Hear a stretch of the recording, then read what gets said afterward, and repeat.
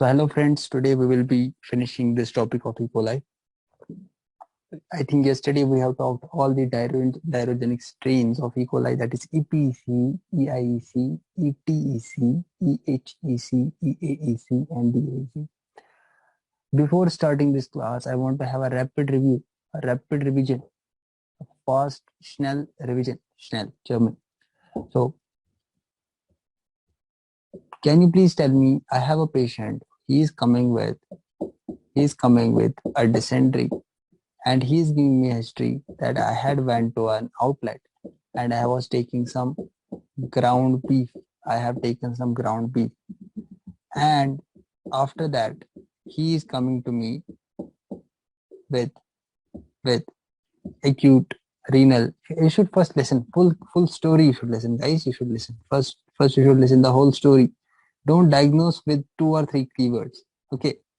So he is coming to me with acute renal failure, thrombocytopenia, microangiopathic hemolytic anemia.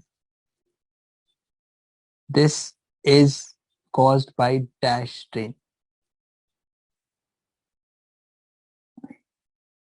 Very nice answer. It is EHEC, enterohemorrhagic E. coli. Enterohemorrhagic E. coli. Can you tell us the serotype which is causing this enterohemorrhagic E. coli, which is causing this, hemorrhagic colitis? Can you tell us? O157H7, O157H7. Very nice. Beautiful answer. Can you tell us which strain is causing pediatric diarrhea? Beautiful answer. Beautiful answer. Sundas, Amara, Kareem, Sana, Sundas, Sunaina, Haseen, Supriya, Aksa, Salaudi, Shriya, EPC, enteropathogenic E. coli. Enteropathogenic E. coli. Very right answer. Can you tell us most common cause of traveler's diarrhea? Most common cause of traveler's diarrhea. Beautiful answer. Beautiful answer. See, all have a bright future. All have a bright future. These guys have bright future. Bright future, guys. Okay. These guys have bright future because they are answering.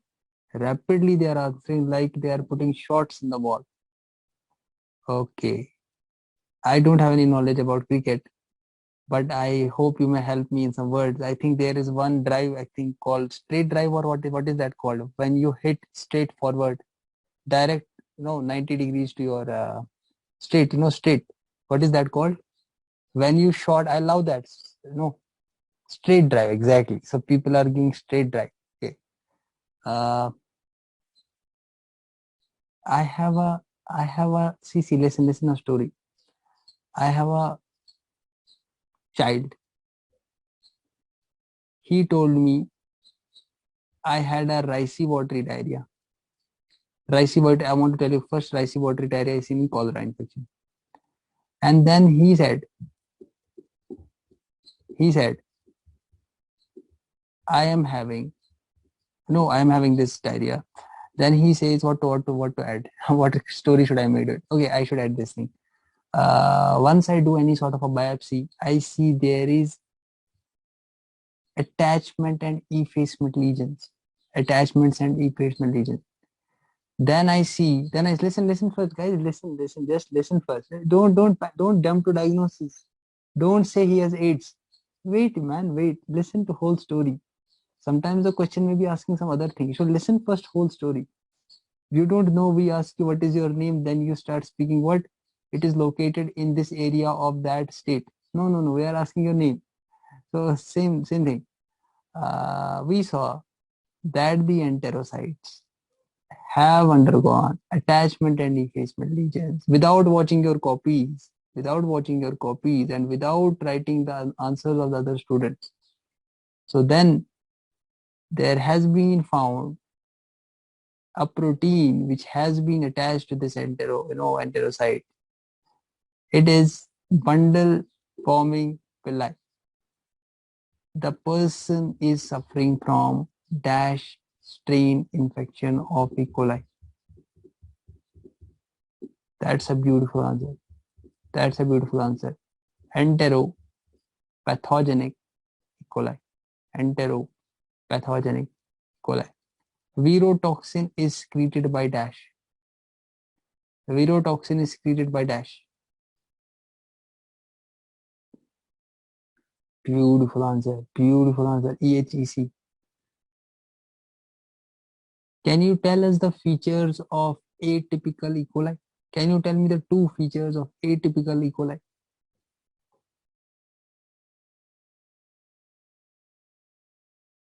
Beautiful answer. It's non-motile and it's non-lactose ferment. It's non-motile and it's non-lactose fermented. What are all E. coli? Other E. coli? What are all other E. coli? Beautiful answer. They are motile. Beautiful. They are lactose fermenters. So what will they do with the McConkey's agar? What will they do with the McConkey's agar? Beautiful answer. Pink color. Pink colonies. Beautiful. If I see an agar, if I see listen, listen guys, listen. If I have an agar and that agar is having sorbitol, which strain are you testing from the E. coli? Which strain is getting tested? Beautiful answer. EHEC. So what will you appreciate? Which color? Which color will you appreciate? Colorless colors. That's it. Okay, done. Anything else you want? Guys, anything else you want? Have you understood the yesterday's topic? Okay. So let's move on. Let's have a, let's move forwards. Forwards means you don't have to walk. I have to walk forwards. Okay. So guys, see how will you diagnose the dirogenic E. coli? So we are going towards now taking them separately. Okay. If you want, I can tell you how to interpret a test report. If you want, I can tell you how to interpret, how to read a test report of E. coli. Okay. Okay. How will you say that this person is having infection or something like that? Let me go to the interpretation. Interpretation of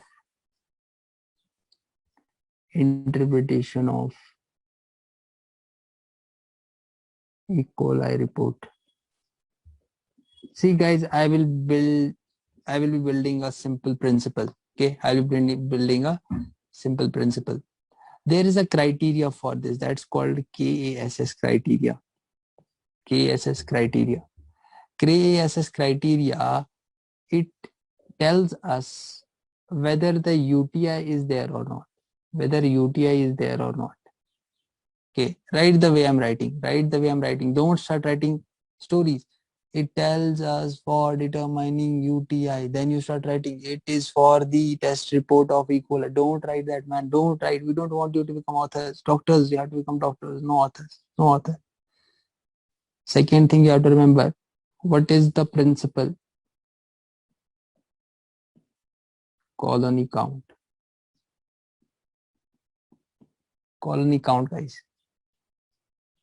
On the basis of the colony count, this KASS criteria is telling us UTI is there or not. Now I will give you three values you have to remember. Three values you have to remember. If the bacilli, if this bacilli, now I am telling you colonies, if there are 10 to the power 5 bacilli, okay, 10 to the power 5 bacilli or 10 to the 5 bacillary load per ml, greater than 10 to the 5 actually, 10 to the 5, 10 to the power of 5.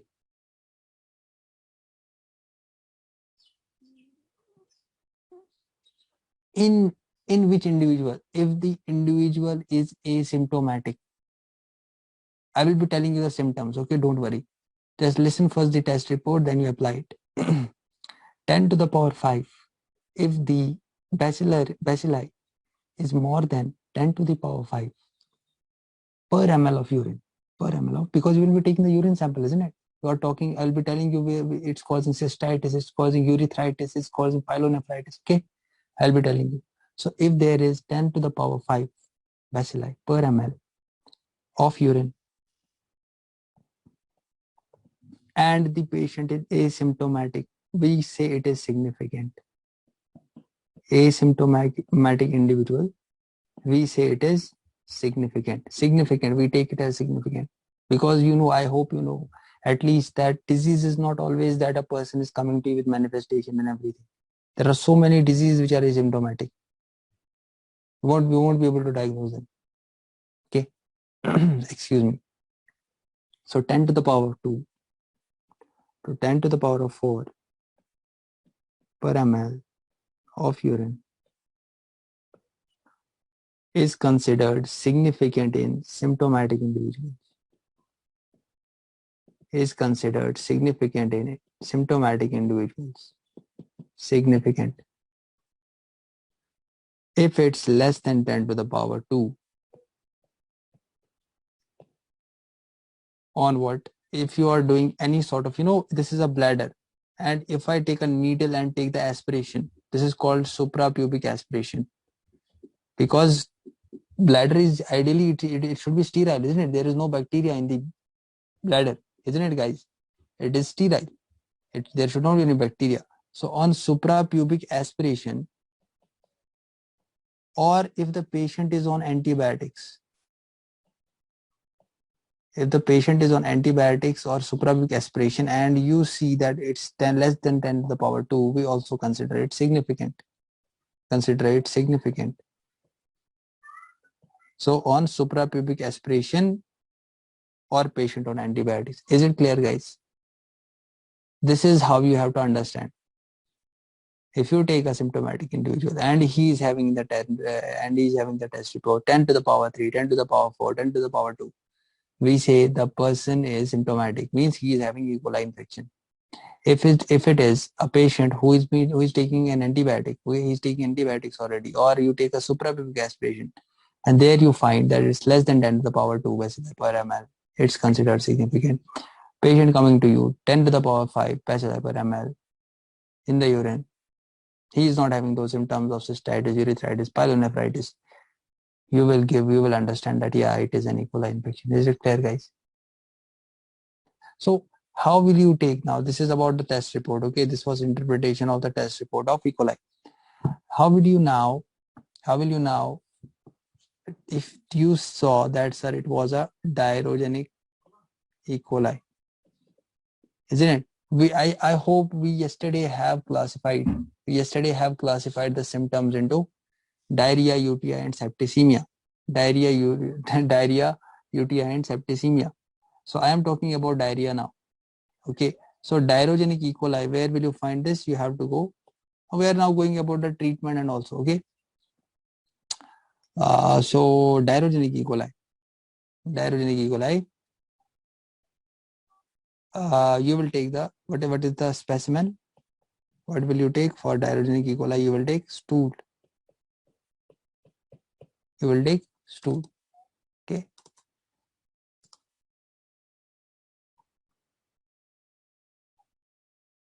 Okay, guys.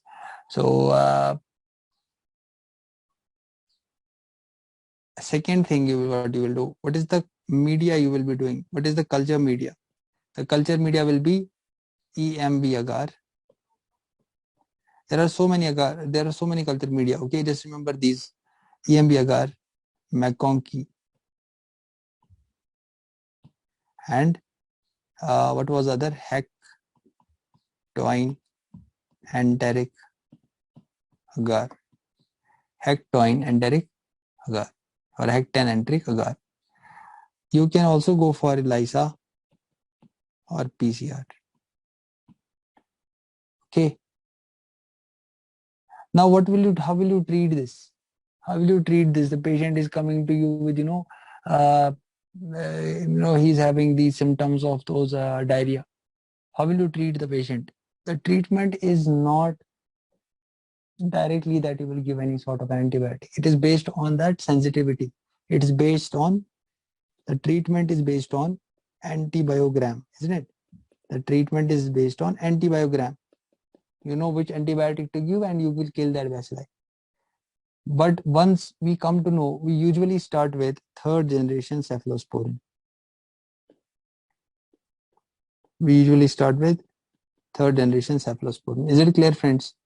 So we check the antibiogram, okay, and then we give this treatment. Okay, it's based on this antibiogram. We give this treatment. Okay, friends. Now going to the UTI. If I talk about the UTI infections caused by the bacteria, UTI, basically, who should be causing this UTI? The serotype which is uropathogenic. The serotype which is uropathogenic should be causing this infection, isn't it? Now we have two types of infections. We have two types of UTI infections. We have two types of UTI infections. One is ascending UTI. Another is descending UTI. Ascending UTI, descending UTI. Ascending UTI means the infection has gone from the urethra. So if I take a male penis, so if I'm going towards what? The bladder, okay? Just for, this is prostatic urethra, okay? This is penile urethra, okay? This is penile urethra, okay? Let me make like this, okay? Prostate urethra, penile urethra. So if the infection is going from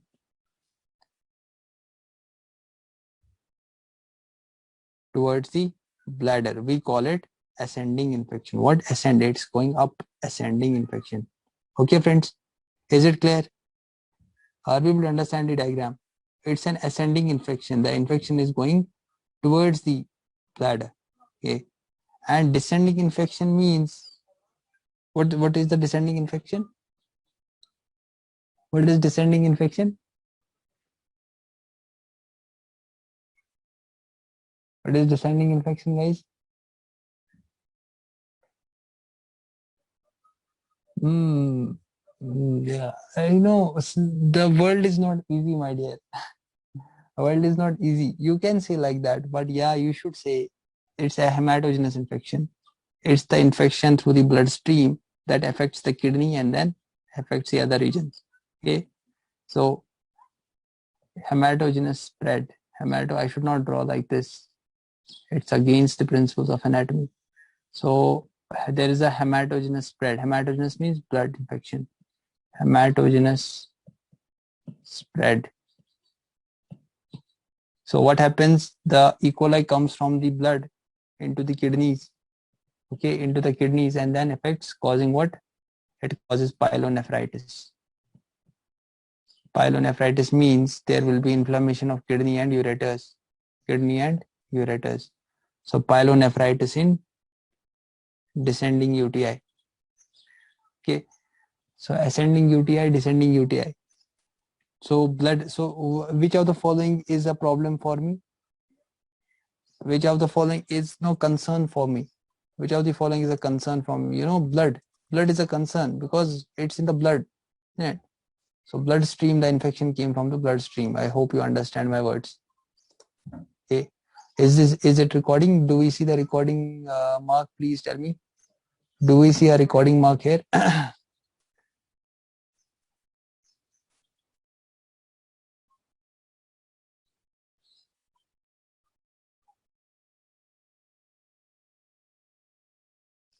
Just a second, guys. I want to see whether it's happening or not. So I hope you have understood this. Have you understood this? Just a second.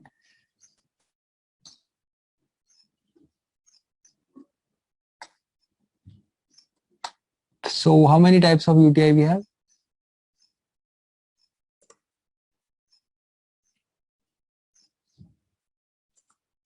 Yeah, so can you so just a second. Okay, the recording is okay. So if you want, I can tell you some symptoms, because you are in the first year. So if you want, I can tell you the difference between the two UTIs. If you want, I can tell you the clinical difference between the two UTIs. What is difference between now? What was this UTI based on? Can I say this UTI was classified on the basis of routes of spread? Can I say this UTI was based on the routes of spread, how things are spreading? Yeah. I'll be telling you, okay? I'll be telling you. I'm going to that part, okay?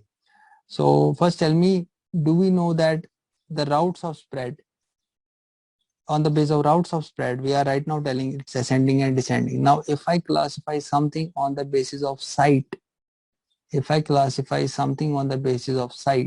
then I will have two types again: upper UTI, lower UTI.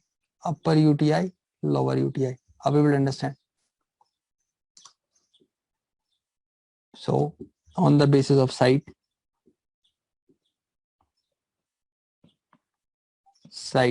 we have upper UTI, lower UTI. Let us give you a clear difference about this, okay? Let us give you a difference between an upper UTI and a lower UTI. So see, if I talk about upper UTI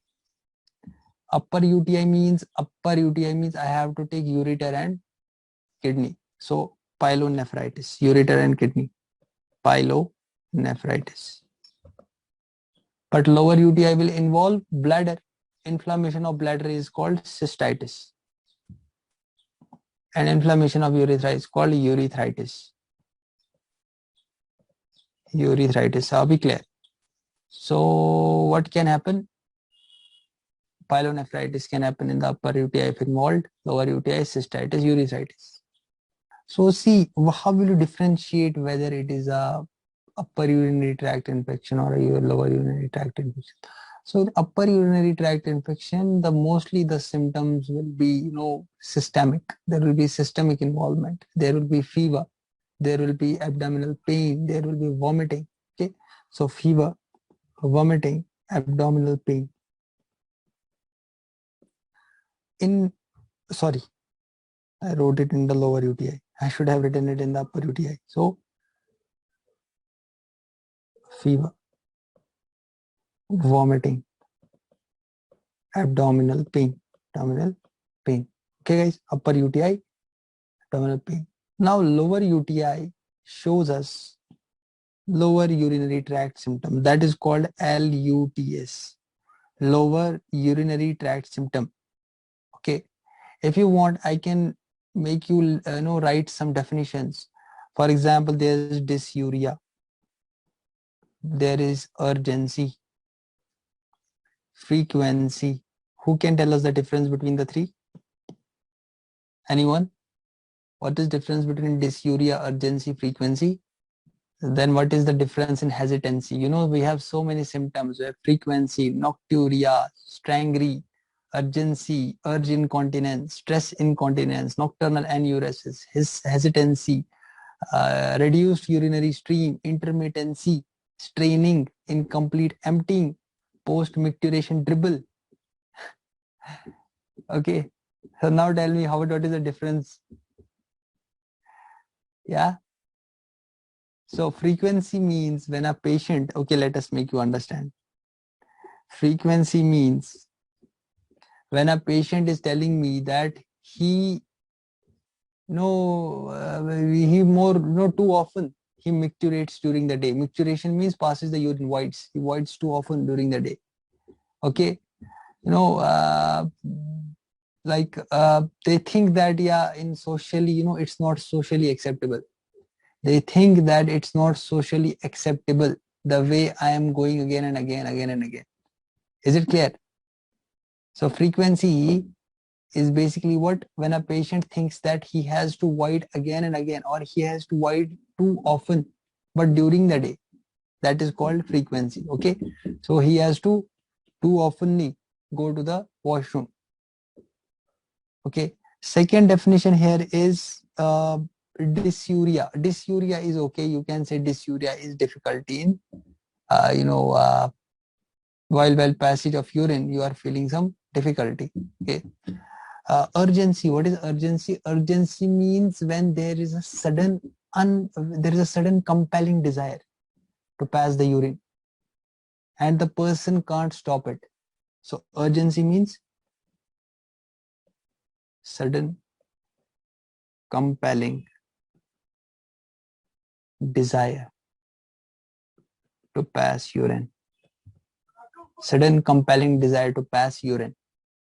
Okay. Okay, friends. Understood? Is it clear? If you want, I can tell you other LUTS, lower urinary tract symptoms. Okay. So I will tell you another urinary tract symptom, that is strangry. What is strangry? What is strangry? Yes, second year people, what is strangry? Pathology, yeah. Strangry means? Yes, where are second year people? Strangry means, there is a sensation of constantly needing to void. I will tell you what is the difference then. Strangry means, you should write first, sensation of constantly needing to void. Sensation of constantly needing to void. Okay. So strangry is sensation of constantly needing to void. Means, I will tell you an example. The patient tells you he goes to the washroom. Okay. He has to pass the urine. For the urine I'm talking, not about the stools, urine. And once he goes to the washroom, he has to, he takes long time. He sits on the washroom, or if he, if it's, it will depend whether he is standing or he's sitting. So if he describes his situation as he has been sitting in the washroom for a long time with the sensation that micturition is imminent. Are we able to understand? He thinks that micturition will happen. He is having that sensation that micturition will happen.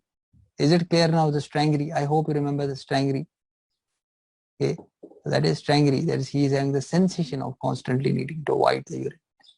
And the patient will come to you, he will say, I have to stand a lot, I have to sit a lot.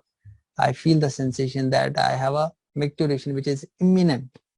Okay, micturition which is imminent. That's how professionally we speak. So urgency is the compelling desire. Strangry is a constant need. Urgency is a compelling desire to void the urine and can't be stopped. Strangry is you are sitting for a long time and urine is not coming, but you are having the sensation that urine will come. Third, you may have listened about this word, that is UI. UI is urge incontinence. Urge incontinence. What is urge incontinence, guys? Urge incontinence means involuntary passage of urine. Urine is leaking and with a very large volume. Okay, first the patient will say, I have urgency. So what is urgency? I have a compelling desire, I can't stop the urine. Then comes the urge incontinence. This urge incontinence, by the way, talking medicine and surgery, it is basically due to the overactive bladder or a bladder neuropathy. It's a bladder neuropathy or a overactive bladder. Okay, so urge incontinence is basically involuntary urine leakage. Involuntary urine leakage preceded by, what precedes it? What precedes it, guys? Urgency. Urgency will precede it. There will be urgency, a sensation of that urgency, and then urge incontinence. Is it clear, guys? Second, you may have listened about stress incontinence. Stress incontinence. What is stress incontinence? Stress incontinence means, now listen again, involuntary urinary leakage because of the intra-abdominal pressure is high. You may have seen that if you have a friend or someone and he says, in the school even, when we used to go to washroom, and once any Any student used to poke us, we used to say, oh, don't do this. My bladder is full. My bladder is full. Isn't it? Don't do this. Don't poke me. Otherwise, I will laugh and urine will pass. Isn't it? That is called, you may say, once he pokes you, what will happen once you laugh or something, your intra-abdominal pressure will rise and that will compress the bladder. So that is what, in the stress incontinence, there is involuntary urinary leakage when the intra-abdominal pressure is rising. And this happens mostly in the females who have their vaginal deliveries. The females who had their vaginal deliveries, they say we have some small amount of urinary leakage. Once they laugh, once they sneeze, once they exercise, once they cough. So once they do these activities, they say we have a small urinary leakage. That shows us it's associated with those vaginal deliveries, okay? So what is stress incontinence? When there is involuntary urinary leakage because of the rise in the intra-abdominal pressure. Rise in the intra-abdominal pressure. I think I have gone into, more in depth. Okay, let us tell you today only. So stress incontinence. Second, you may have listened about the term nocturnal enuresis. Nocturnal enuresis. Nocturnal enuresis means involuntary loss of urine during the sleep. Involuntary loss of urine during the sleep.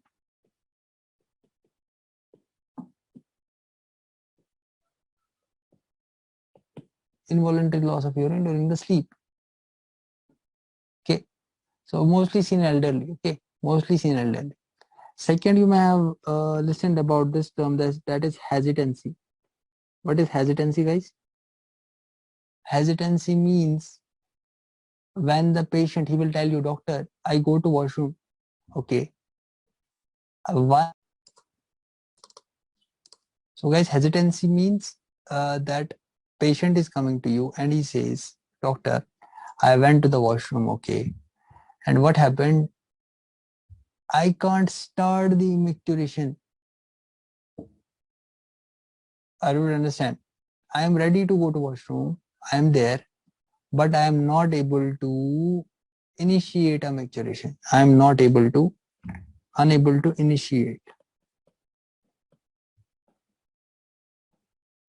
Unable to initiate micturition. I am unable to initiate micturition. What will happen? I will be having delay in voiding. Delay in voiding. I'll be having delay in voiding. Okay. So what is the reason why this happened? It may be a cause of a severe bladder outlet obstruction. Boo. It can be a symptom of severe bladder outlet obstruction. Some people are having reduced urinary stream.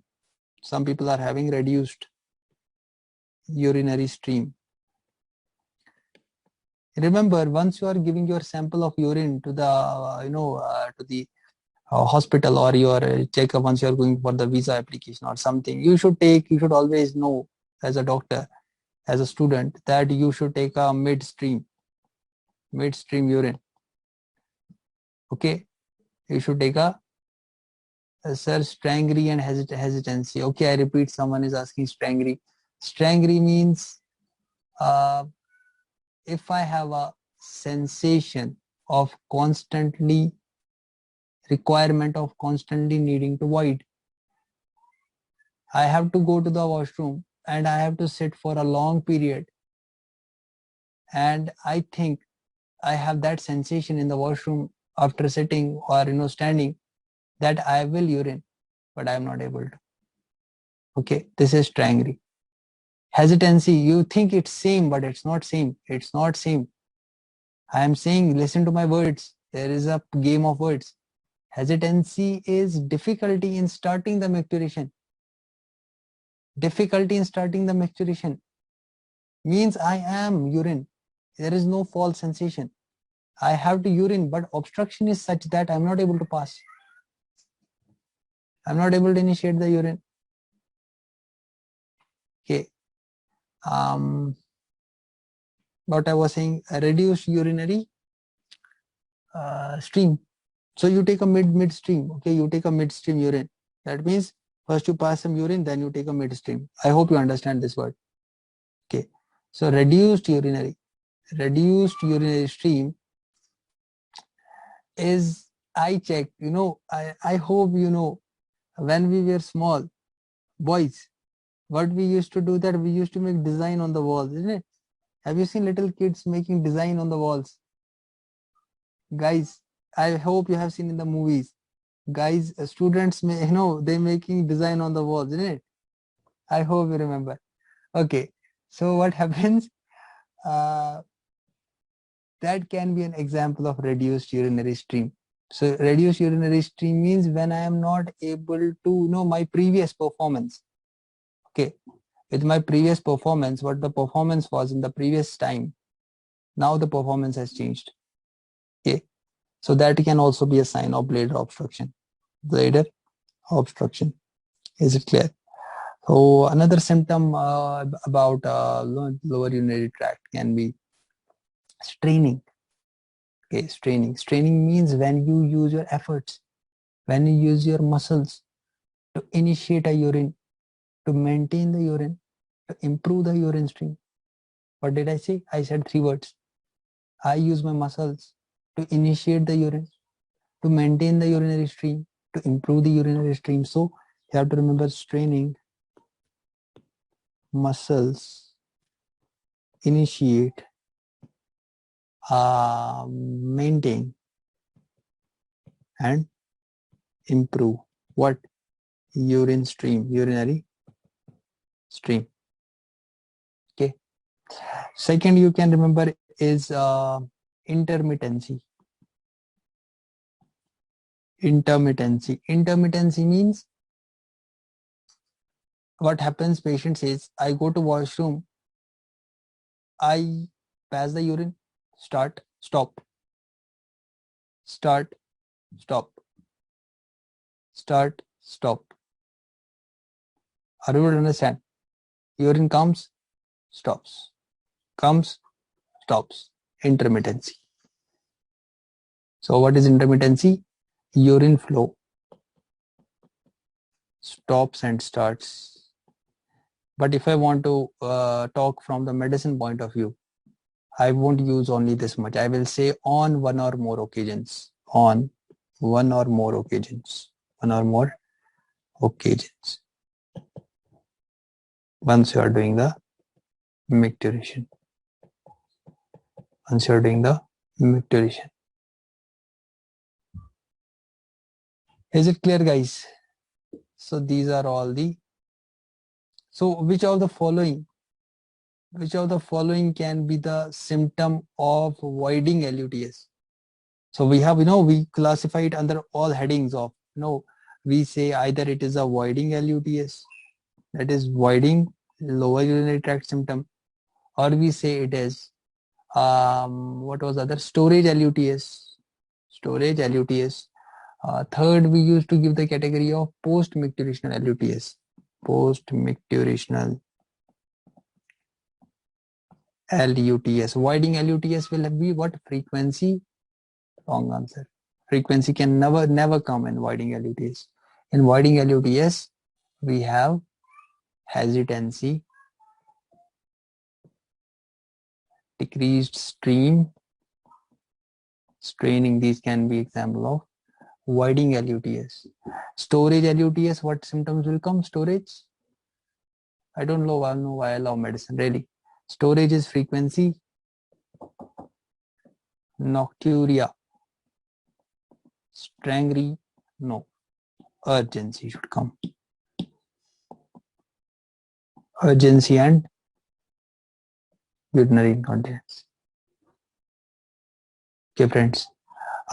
Post-micturational LUTS will be incomplete emptying or PMD. Okay. This all you have to study in urology. Just gave you a correlation of LUTS. Sometimes they ask you, that's why. PMD, what is PMD? Post-micturational dribble. Post-micturational. There are so many things. Micturation dribble. Is it clear, friends? We gave you every LUTS, lower urinary tract symptoms. Is it clear? So see where we have reached. We don't know where we reach. So actually medicine is so tasty that you start going and going and you don't know where to reach. So let us come back here. So pyelonephritis, cystitis, urethritis, fever, vomiting, abdominal pain, dysuria, urgency, frequency. So these symptoms you see from the microbiome point of view. So upper UTI will be because of both ascending and descending infection. It will be because of both ascending and descending infection, while as lower UTI will be ascending route, ascending route, ascending route. Okay. Now, who is causing this? It is because of the antigen P. fimbriae.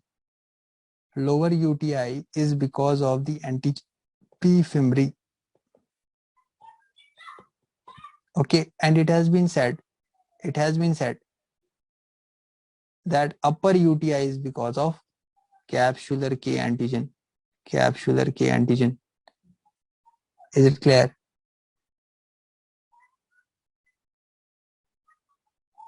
Is it clear, guys? Do we have any doubt?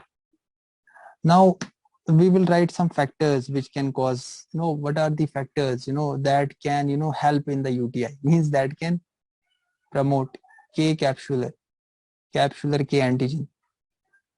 Capsular K antigen, guys. We have learned it in the past, antigens. I hope you know that. Somatic antigen, flagellal antigen, capsular antigen, fimbriae, colonizing factor antigen, hemolysins, enterotoxins. This is all about that. We are applying that concept. So see, there are some factors which will be causing UTI, which have the highest, they have the propensity, means these factors are the predisposing factors to promote that UTI. So first I give female are at a more common risk for having UTI because they have short urethra. And means shorter length of urethra as compared to male, and their urethra is more near to anus, isn't it? All this tract is more near to the anus. Okay. Second thing is pregnancy. In the pregnancy, there is physiological obstruction.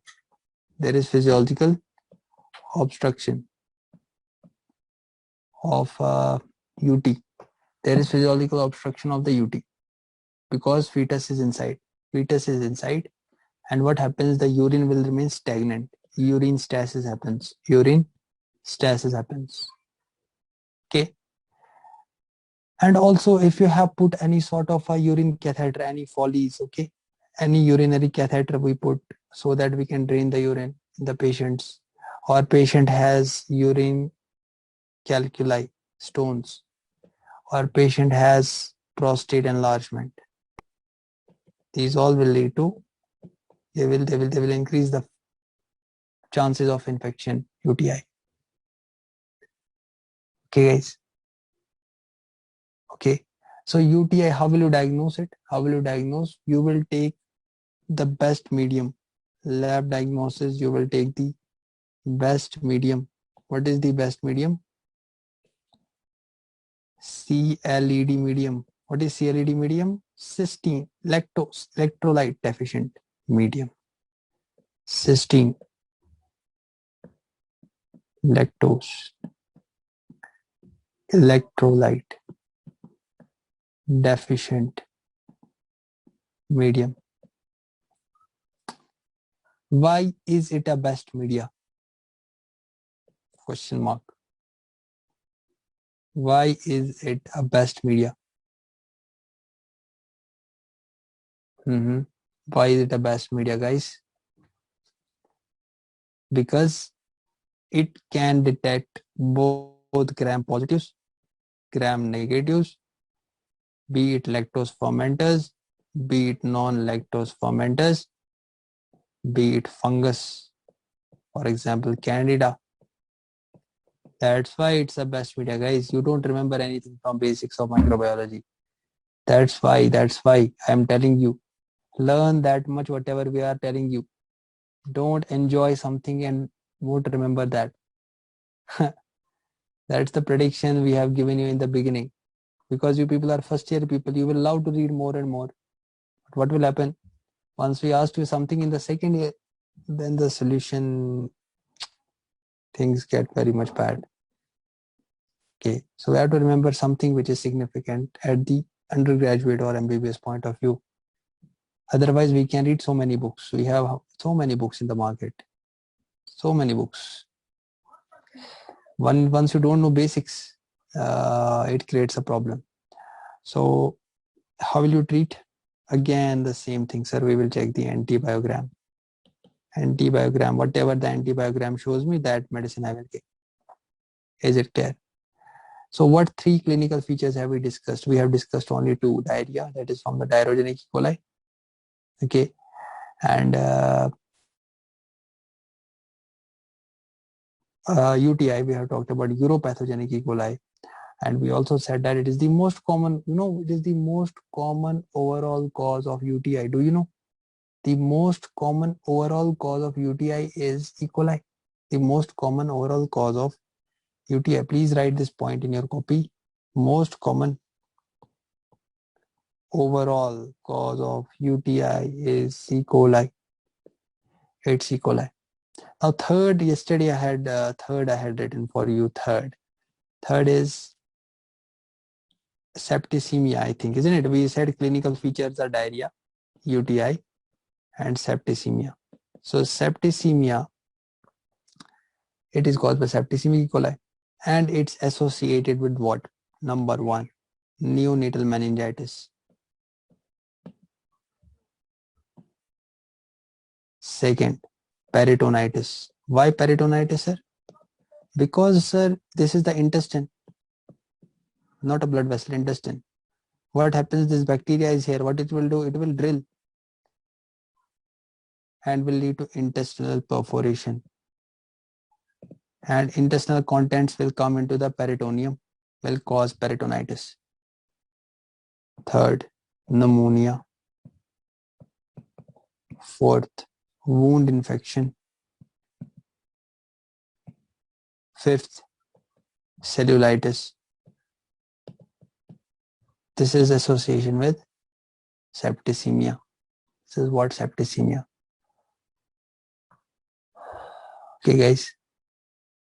So there can be also some osteomyelitis. There can be, any endovascular infection, bacteremia. Okay. What is the difference between bacteremia and septicemia? What is the difference between bacteremia and septicemia? Guys, what is the difference between bacteremia and septicemia? It's not womb infection, my dear. It's not womb infection. Oh my God. Oh my God. He is changing everything. Wound, guys, wound infection. Okay. So bacteremia, septicemia. What is the difference? Beautiful answer. Bacteremia is presence of bacteria in blood. Septicemia is present of. Yeah, I know you will tell something new thing. Yeah, right. Keep writing the wrong things. Beautiful answer. When there is endotoxin in blood. Okay. Toxemia, you can also say. This is important conceptually, bacteremia, septicemia. And there is a good news that we have finished the E. coli. With all the clinical correlations, the examiner can ask us. Everything we have discussed, everything. Guys, I have nailed it in the end. Thank you. God bless you. See you guys tomorrow with the happy topic. I hope you are happy about tomorrow. Thank you very much and see you tomorrow. Bye bye.